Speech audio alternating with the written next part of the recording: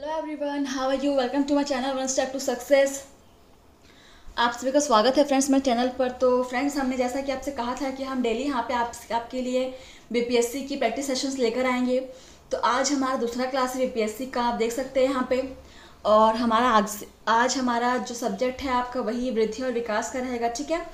तो इससे पहले भी हमने आपका एक क्लास कराया हुआ है, तो आप हमारे डेली क्लास अटेंड कीजिए। हम डेली यहाँ पे आपको सेशन प्रोवाइड कराने वाले हैं और बहुत ही इंपॉर्टेंट क्वेश्चन यहाँ पर डिस्कस होने वाले हैं फ्रेंड्स, ठीक है।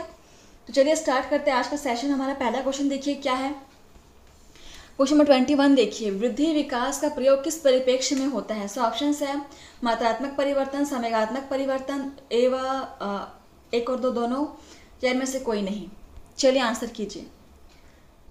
वृद्धि शब्द का प्रयोग किस परिप्रेक्ष्य में होता है? आपको टाइम दिया जा रहा है 18 सेकेंड का, ठीक है। चलिए आंसर कीजिए। बहुत ही अच्छा क्वेश्चन है। तो फ्रेंड्स, आप लोग चैनल को सब्सक्राइब कर लीजिएगा और डेली यहाँ पे आप क्लास अटेंड कीजिए, इससे आपको बहुत फ़ायदा होगा। आप देख सकते हैं बहुत ही इंपॉर्टेंट क्वेश्चन की सीरीज़ हम आपके लेकर आ रहे हैं डेली। देखिए क्वेश्चन नंबर 21 और हमारा राइट आंसर क्या हो जाएगा इसका? मात्रात्मक परिवर्तन, ठीक है। वृद्धि शब्द का प्रयोग हम किस परिप्रेक्ष्य में कर सकते हैं? मात्रात्मक परिवर्तन के परिप्रेक्ष्य में कर सकते हैं, क्योंकि वृद्धि को हम नाप सकते हैं, ठीक है। संवेगात्मक नहीं होगा, वृद्धि संवेगात्मक नहीं होता है फ्रेंड्स। चलिए अगला क्वेश्चन देखते हैं। 22 क्या कहता है? निम्नलिखित में से कौन सा कथन सत्य है पूछा है। तो ऑप्शंस देखिए यहाँ पे। वृद्धि केवल एक मानसिक प्रक्रिया है, अधिगम की प्रक्रिया पर आनुवांशिकता का कोई प्रभाव नहीं पड़ता है, विकास केवल एक मात्रात्मक प्रक्रिया है, अधिगम व्यवहार परिवर्तन की एक प्रक्रिया है। सो देखिए यहाँ पे आपसे जो राइट ऑप्शन है वो पूछा गया है। टाइमिंग है आपके पास 24 सेकेंड।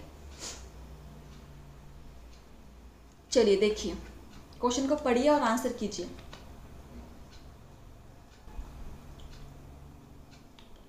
अगर आपको कोई क्वेश्चन यहाँ पे बहुत इंपॉर्टेंट लग रहा है या फिर आपने ऐसा लग रहा है कि आपने पहली बार देखा हुआ है, तो आप इसको नोट कर सकते हैं अपने नोट कॉपी में, ठीक है।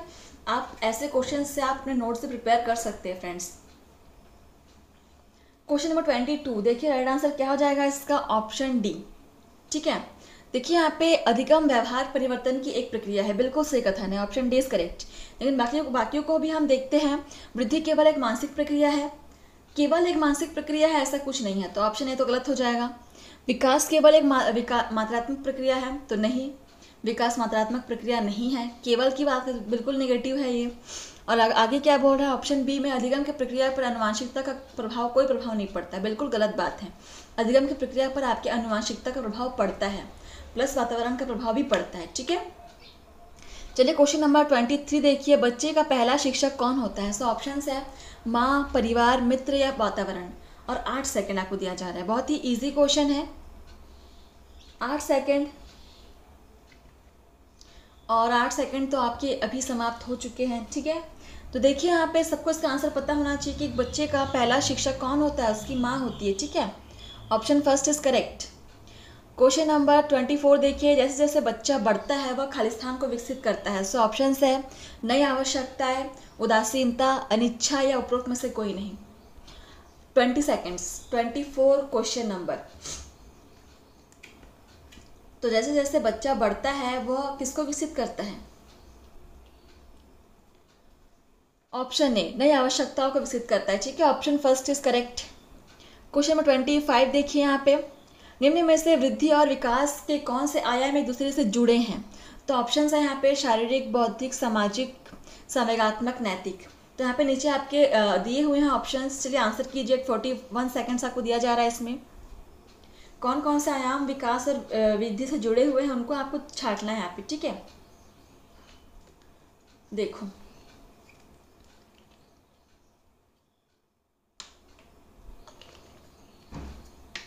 तो फ्रेंड्स, बाल विकास से क्वेश्चन से बहुत अलग तरीके से हर बार पूछता है एग्जाम में, बीपीएससी में आप लोगों ने देखा होगा, ठीक है। तो उसका जितना प्रैक्टिस करोगे उतना ही आप लोगों के लिए अच्छा है। तो प्रैक्टिस बहुत इंपॉर्टेंट है। तो ठीक है, आपको टाइमिंग यहाँ पे समाप्त हो। देखिए इसका राइट आंसर क्या हो जाएगा? Option D, option D is correct, ठीक है। तो यहाँ पे शारीरिक, बौद्धिक, सामाजिक, संवेगात्मक, ये पांचों ही हो जाएंगे जो दूसरे से जुड़े हुए होते हैं वृद्धि और विकास के आयाम में, ठीक है। तो option D is correct. Question number 26 देखिए, निम्नलिखित में से कौन सा कथन वृद्धि की विशेषता का प्रतिनिधित्व नहीं करता है। देखिए यहाँ पे निगेटिव स्टेटमेंट पूछा है, तो ऑप्शंस देखिए, यह एक मात्रात्मक पहलू है, इसे मापा नहीं जा सकता, यह जीवन भर नहीं रहती है, यह केवल शारीरिक विकास को दर्शाता है। तो ऐसा कौन सा कथन है जो वृद्धि की विशेषता का प्रतिनिधित्व नहीं करता है। 38 सेकंड्स आपको मिल रहे हैं यहाँ पे। फ्रेंड्स, आप लोग क्लास को शेयर कीजिए अपने फैमिली में, फ्रेंड्स में, जो भी आपके मित्र हैं, छात्र हैं, जो भी यहाँ पे तैयारी कर रहे हैं बीपीएससी की, ठीक है, उनके लिए क्लास बहुत ही इंपॉर्टेंट होने वाला है।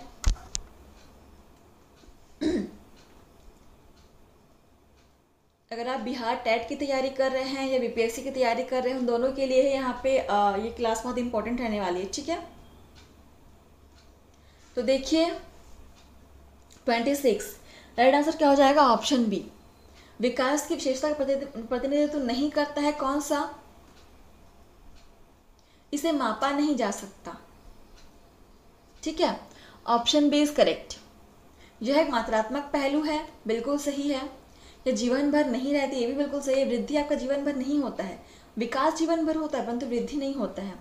और यह केवल शारीरिक विकास को दर्शाता है, ये भी बिल्कुल सही बात है। वृद्धि मतलब हमारा शारीरिक विकास, ठीक है, लेकिन ऑप्शन बी गलत हो जाएगा। चलिए क्वेश्चन नंबर 27 देखिए, निम्नलिखित में से कौन सा एक सूक्ष्म गतिक कौशल का उदाहरण है। ऑप्शन है कूदना, चलना, लेखन या चढ़ाई। 21 सेकेंड्स, आंसर कीजिए। कौन सा एक है जो आपको सूक्ष्म गतिक कौशल का उदाहरण हो जाएगा। इससे भी एग्जाम में बहुत क्वेश्चन बनते हैं।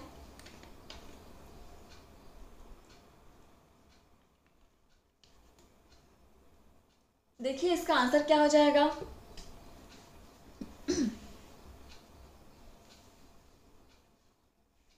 सेवन, ठीक है। तो लेखन कौशल जो है आपका सूक्ष्म गतिक कौशल में आ जाएगा, तो option C is correct. Question number 28 देखिए यहाँ पे, किशोरावस्था में वृद्धि बाल्यावस्था के विपरीत होती है, क्योंकि। तो ऑप्शन है शरीर के सभी अंग एक साथ बढ़ते हैं, धड़ पहले बढ़ता है, पैर पहले बढ़ते हैं, या हाथ और पैर पहले बढ़ते हैं। 23 सेकेंड्स। क्वेश्चन क्या बोल रहा है कि किशोरावस्था में वृद्धि बाल्यावस्था के विपरीत होती है, ऐसा क्यों। Question number 28, option D is correct, ठीक है। हाथ और पैर पहले बढ़ते हैं, option D is correct. Question number 29 देखिए यहाँ पे, कमजोर सूक्ष्म क्रियात्मक कौशल वाले छात्रों को इसका उपयोग करके नहीं पढ़ाया जा सकता। सो ऑप्शन है मोटे अक्षर, टाइप किया हुआ अक्षर, प्रवाही लेखन, या इनमें से कोई नहीं। 35 सेकेंड्स। क्वेश्चन नंबर 29 क्या बोल रहा है देखिए एक बार फिर से, जो कमजोर सूक्ष्म क्रियात्मक कौशल वाले छात्र होते हैं उनको हम इनमें से कौन से मेथड का यूज करके हम नहीं पढ़ा सकते।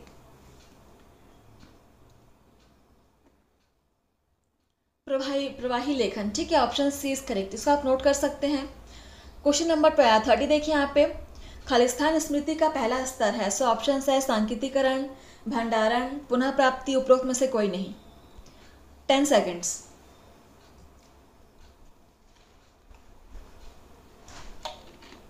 देखिए स्मृति का पहला स्तर कौन सा माना जाता है। क्वेश्चन नंबर 30 देख लीजिए यहाँ पे, सांकेतिकरण, ठीक है, ऑप्शन फर्स्ट इज करेक्ट, इसको आप नोट डाउन कर सकते हैं, इंपॉर्टेंट क्वेश्चन है। क्वेश्चन नंबर 32 देख लीजिए यहाँ पे, विकास आमतौर पर सिर से पैर तक होता है, विकास के इस सिद्धांत को खालिस्तान कहते हैं। ऑप्शन है द्विपक्षीय से एक पक्षीय, विशिष्ट से सामान्य, समीप दूराभिमुख, मस्तिष्काधोमुखी। 14 सेकेंड्स। क्वेश्चन नंबर 32, जब आपका विकास सिर से पैर तक हो तो आप इस सिद्धांत को हम किस नाम से जानते हैं। सिर से पैर की और विकास के सिद्धांत को हम क्या कहते हैं, क्या नाम है इस सिद्धांत का। Time is up. आपका आंसर क्या हो जाएगा, मस्तिष्काधोमुखी, ठीक है, ऑप्शन डी इज करेक्ट। सिर से पैर की ओर हो रहा है तो आप इसके ऑप्शन से ही समझ सकते हैं कि मस्तिष्क से वो नीचे की ओर बढ़ रहा है। ऑप्शन डी इज करेक्ट, इसको भी आप नोट डाउन कर सकते हैं। 33 देख लीजिए यहाँ पे, एक लड़की में 10 वर्ष की उम्र में और दूसरी लड़की में 13 वर्ष की उम्र में मानसिक धर्म शुरू हो जाता है, तो विकास के सिद्धांत का एक उदाहरण है। तो ऑप्शन से यहाँ पे विकास सहबंध सिद्धांत, विकास विभिन्न दरों पर होता है। विकास एक निश्चित रूप अनुक्रम का अनुसरण करता है या सामान्य से विशिष्ट का सिद्धांत। Question number 33, 27 seconds. चलिए आंसर कीजिए, बहुत ही अच्छा क्वेश्चन है ये भी।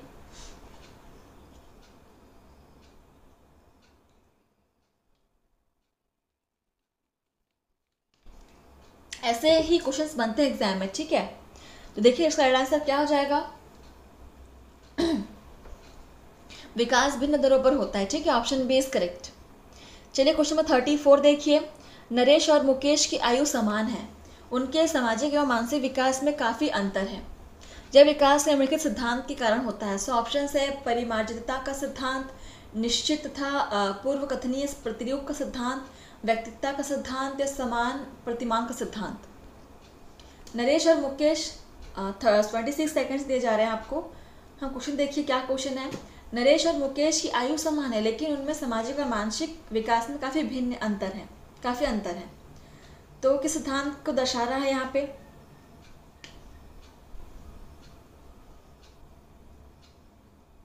व्यक्तित्व का सिद्धांत, ठीक है। व्यक्ति की भिन्नता का सिद्धांत बोले या व्यक्तित्व का सिद्धांत बोले, ऑप्शन सी इज करेक्ट, ठीक है। चलिए अगला क्वेश्चन नंबर 35 देखिए यहाँ पे। एक बच्चे के विकास सिद्धांतों को समझना एक शिक्षक की निम्नलिखित में से किसमें मदद करता है। ऑप्शन है यह समझने में कि शिक्षार्थी को क्यों पढ़ाया जाना चाहिए, शिक्षार्थियों की विभिन्न शिक्षण शैलियों के लिए प्रभावी प्रबंधन करने में, शिक्षार्थी की सामाजिक स्थिति की पहचान करने में, या शिक्षार्थी की आर्थिक पृष्ठभूमि की पहचान करने में। 47 सेकेंड्स, 35 क्वेश्चन नंबर। चलिए देखिए इसका आंसर क्या हो जाएगा।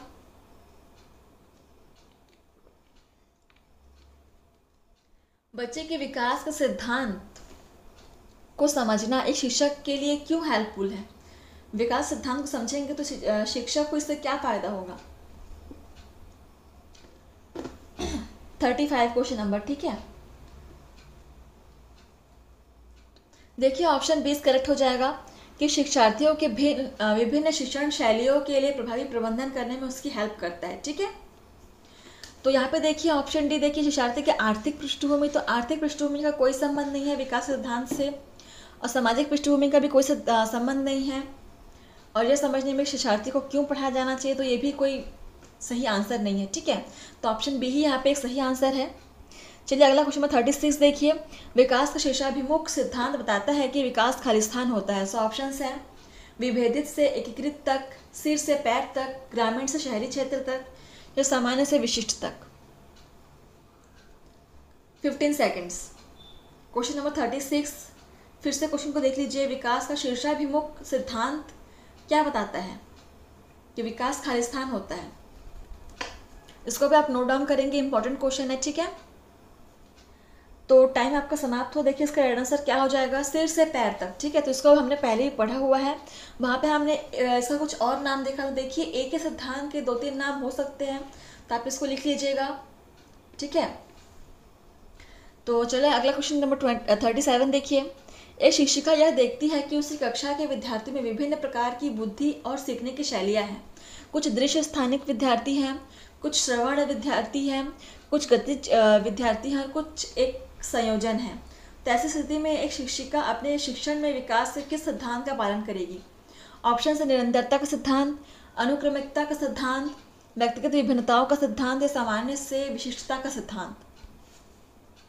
तो आपकी कक्षा में 43 सेकंड्स आपको दिए जा रहे हैं यहाँ पे।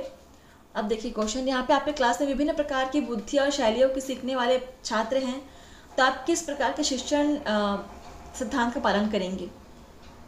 बहुत ही ईजी क्वेश्चन है, इसका आंसर भी बहुत ईजी है। 43 सेकंड्स इसको ऐसे दे दिया गया है, मुझे ऐसा लगता है। आई थिंक यहाँ पे क्वेश्चन बड़ा है इसलिए आपका टाइमिंग थोड़ा ज़्यादा दिया है। तो खैर आपका टाइमिंग यहाँ पे समाप्त हुआ फ्रेंड्स। और देखिए राइट आंसर हो जाएगा इसका ऑप्शन सी, व्यक्ति की विभिन्नताओं का सिद्धांत, ठीक है। क्योंकि अगर आपके क्लास में अलग अलग शैलियों वाले अलग अलग क्वेश्चन वाले विद्यार्थी हैं, तो सभी को आपको पढ़ाना है, तो आप व्यक्ति की भिन्नता का सिद्धांत ही पालन करेंगे, है ना। चलिए अगला क्वेश्चन नंबर 38 देखिए यहाँ पे। एक 5 वर्षीय जॉन पहले अपने दोनों हाथों से एक गिलास पानी को पकड़ता है, ठीक है।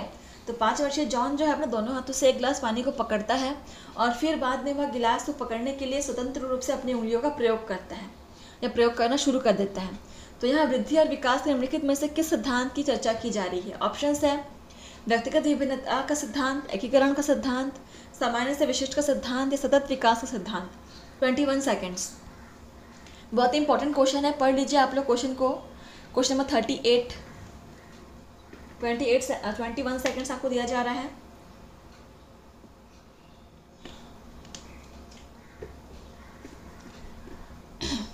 देखिए आपको ऐसे ही एग्जाम्पल के थ्रू ही आपको सिद्धांत से क्वेश्चंस आ सकते हैं, ठीक है। आप प्रैक्टिस कीजिए।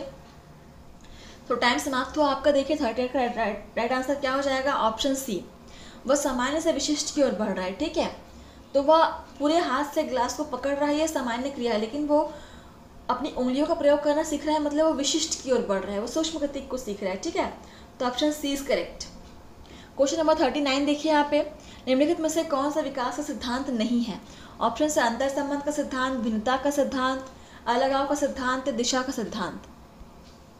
तो कौन सा है जो विकास का सिद्धांत नहीं है यहाँ पे? 19 सेकेंड्स।